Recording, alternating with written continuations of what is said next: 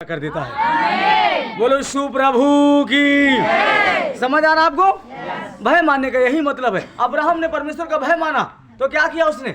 अपने बेटे को भी, जो एक कीमती बेटा था इसहाक, उसको बहुत दिन के बाद वो बेटा प्राप्त हुआ था, लेकिन उसको भी मोरिया पर्वत पर ले जाकर के क्या किया? परमेश्वर को बलिदान कर दिया। क्या कर दिया? बेटे को कोई बलिदान कर सकता है? लेकिन ये अपने प्रेम का एक प्रमाण अब्राहम ने परमेश्वर को दिया। आज आपको भी प्रमाण देना पड़ेगा, हमें भी प्रमाण देना पड़ेगा। सबको प्रेम का अपने प्रमाण, प्रेम कहने मात्र से नहीं होता। सुन लेना आप लोग, प्रेम कहने मात्र से नहीं होता, उसे अपने कर्मों के द्वारा, कामों के द्वारा उसे प्रमाणित करना पड़ेगा। और बाइबल में जितने भी महान व्यक्तियों को आप देखेंगे, चाहे अब्राहम को देखें, इसहाक को देखें, याकूब को देखें, दाऊद को देखें, जिसको भी देखेंगे, वो उन्होंने सबने अपने कामों के द्वारा परमेश्वर को प्रमाण दिया कि हाँ परमेश्वर, मैं सबसे बढ़कर तेरा भय मानता हूँ, मैं तुझसे प्यार करता हूँ। उन्होंने बेटे से भी बढ़ करके किससे प्यार किया? परमेश्वर से। उस अपने बेटे को भी, एक लौता है, उसको 10-20 बेटे नहीं थे, एक ही बेटा था, उसको भी उसने परमेश्वर के लिए बलिदान कर दिया। और आज इसीलिए परमेश्वर ने अब्राहम को ऐसा वंश दिया जैसे कि आकाश में तारे हैं। आमीन बोलो जोर से, नहीं जाओ घर में। समझ में आ रहा है? हालेलुया बोलो, बोलो यीशु मसीह की। समझ आ रहा है आपको हम क्या बता रहे हैं आपको? कि इसीलिए ये बलिदान का एक बल है कि जब उसने एक बेटा बलिदान किया, परमेश्वर ने उसे आकाश के तारों की नहीं उसे वंश दे दिया। आप जब परमेश्वर के लिए कुछ बलिदान करते हो, कुछ छोड़ते हो उसके लिए, अपने काम का नुकसान करते हो या कुछ भी, उस जैसे संडे का दिन है या समय प्रार्थना में जाने का दिन है, उस दिन कुछ बलिदान करते हो आप परमेश्वर के लिए, मैं कह रहा हूँ उसको बड़े बड़े बड़े चीज में परमेश्वर तब्दील करता है यीशु मसीह के नाम से। बड़े छुटकारे में, बड़े अभिषेक में, बड़े शांति में उस चीज को बदल देता है आपके लिए यीशु के नाम। बोलो यीशु प्रभु की। समझ आ रहा है? क्या ही धन्य है, धन्य हुआ अब्राहम, धन्य हुआ दानियल। क्यों? क्योंकि उसने परमेश्वर का भय माना। उसने किसी इंसान का भय नहीं माना, शैतान का भय नहीं माना, किसी भी संसारी मनुष्य का भय उसने नहीं माना। हालेलुया। और वो क्या हुआ? धन्य हुआ। आज जितने भी मसीह पर विश्वास करते हैं, किसके वंश हैं? सब अब्राहम की संतान कहलाते हैं। क्यों? क्योंकि अब्राहम ने उतना बड़ी कीमत चुकाई। जब आप भी बलिदान करोगे, मैं कह रहा हूं अनगिनत आशीषों के दरवाजे खुदावन आपके परिवार के लिए, आपके घर के लिए खोलेगा यीशु मसीह के नाम। यीशु जिंदा है। क्या है वो सत्य है, वो है, वो था और वो आज भी है। अगर आज भी अब्राहम की तरह, यदि दानियल की तरह आप उससे प्यार करेंगे, मैं कह रहा हूं कि वो अपने आप को आपके जीवन में, आपके सारी चीजों में प्रकट करेगा यीशु मसीह के नाम में। क्या करेगा? वो प्रकट करेगा यीशु मसीह के नाम से। हालेलुया। बोलो यीशु मसीह की। जब उससे प्रेम करोगे, वो अपने आप को रोक नहीं सकता। वो आपके कामों को बनाने में एकदम उसमें दिलचस्पी लेगा, आपको सही करने के लिए, आपको बीमारियों को हटाने के लिए, आपके कर्जे को हटाने के लिए, आपके तमाम बिगड़ी हुई चीजों को सही करने के लिए वो अपने आप को नहीं रोकेगा, परंतु वो आकर वो आपको सही करेगा। बोलो यीशु मसीह की। यीशु मसीह पिता का इतना भय मानते थे कि वो दिन भर काम करने के बावजूद भी रात में वो कीमती आराम का जो समय था, हालेलुया, उस समय को भी परमेश्वर को उन्होंने क्या किया? अर्पित कर दिया, दे दिया। और इसीलिए एक बार मुंह से निकलता था यीशु के कि पिता एक और चंगा होना चाहिए, पिता लाजर जिंदा होना चाहिए, वैसे, और पिता सुन लेता था, उसको तुरंत कर देता था। जब वैसे ही संबंध आपका भी बन जाएगा जैसे यीशु का संबंध पिता से था, हालेलुया, तो आपके मुख से एक बार निकलेगा कि मेरा पति चंगा होना चाहिए, मेरा घर सही होना चाहिए, मेरे बच्चे सही होने चाहिए, मेरी बीमारी जानी चाहिए। मैं कह रहा हूँ तुरंत पिता सुनेगा और यीशु के नाम में उसे पूरा कर देगा। आप पूरे छुटकारे को पा जाओगे यीशु मसीह के सामर्थ्य नाम से। हालेलुया। तो उसका भय मानो। किसका भय? कि दुनिया में हो सकता है बहुत से बड़े बड़े कष्ट आए, लेकिन जैसे दानियल के जीवन में आया, सबके जीवन में आया। हालेलुया।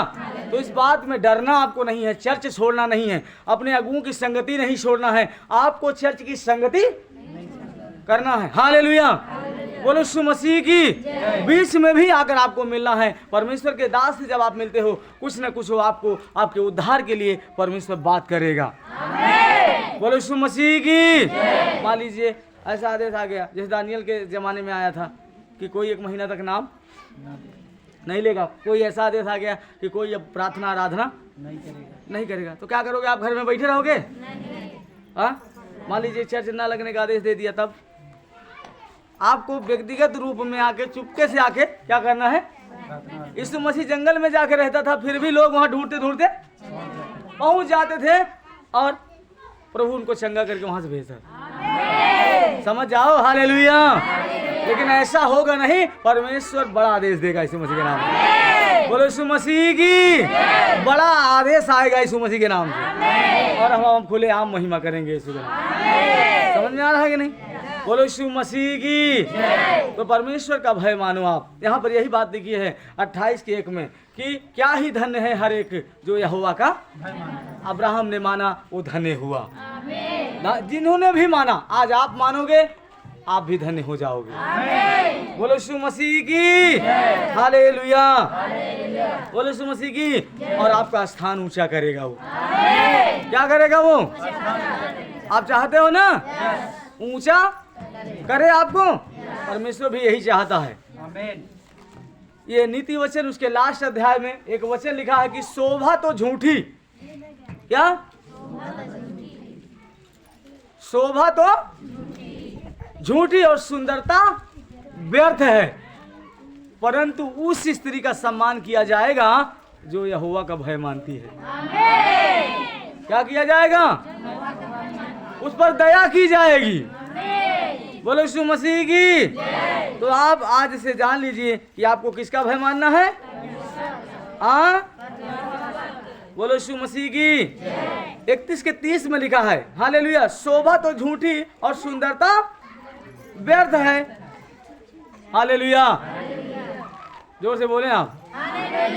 शोभा तो झूठी और सुंदरता व्यर्थ है, परंतु जो स्त्री यहोवा का भय मानती है। किसका? जादू का? पेड़ का? यहोवा। अरे बोलो मुंह से। किसका? जोर से बोलो किसका? हमको सुनाई नहीं दिया। जोर से बोलो किसका? यहोवा का। जो यहोवा का स्त्री भय मानती है, पुरुष भय मानता है, उस पर दया की जाएगी। क्या लिखा है? सुन लीजिए। हालेलुया। बोलो यीशु मसीह की।